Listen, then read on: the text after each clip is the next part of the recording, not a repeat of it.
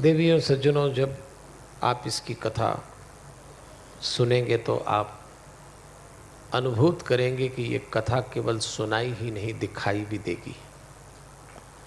इस कथा के अक्षर, शब्द, वर्णमाला, समास, ये सब आपको अनुभूत कराएंगे कि शांति कहाँ बसती है।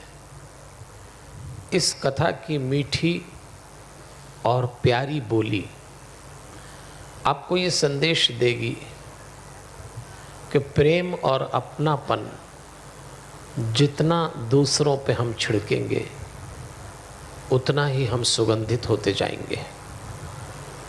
सत्यम शिवम सुंदरम का संदेश देने वाली ये कथा हमारे जीवन के रूपांतरण का माध्यम बन जाएगी।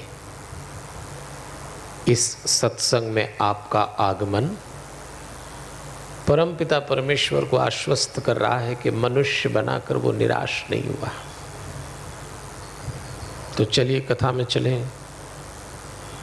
एक बार याद कर लें, ब्रह्मा जी ने अपने ज्ञान को अपने मानस पुत्र व्यास जी को सौंपा।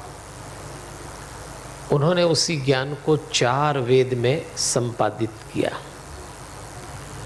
फिर 6 शास्त्र बने। उसके बाद 18 पुराण तैयार किए व्यास जी ने। उसी में से चौथा पुराण शिव पुराण हम सुन रहे हैं, जिसमें 7 संहिताएं हैं। पहली विद्वेश्वर संहिता, दूसरी रुद्र संहिता, तीसरी शत रुद्र संहिता, चौथी कोटि रुद्र संहिता, 5वीं उमा संहिता, 6वीं कैलाश संहिता और 7वीं वायवीय संहिता। वायवी वायु को कहते हैं।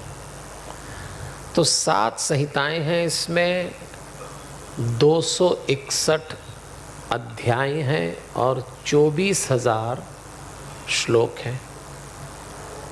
इस महान और विशाल ग्रंथ को हम 5 दिन में पंचामृत के रूप में सुन रहे हैं। कल तक की कथा आपको याद है, लेकिन आपको मैं पुनः स्मरण करा दूं। इस कथा को हम 4 आधार पे सुन रहे हैं। हमारी चर्चा का पहला आधार, इसमें स्वरूप का वर्णन है भगवान शिव के। उनका रहस्य हमको बताया जाएगा, उनकी महिमा बताई जाएगी। तो पहला चर्चा का आधार। दूसरा आधार उपासना। पहला स्वरूप, दूसरा उपासना। श्रवण, मनन और कीर्तन, ये हमारी चर्चा का दूसरा आधार है।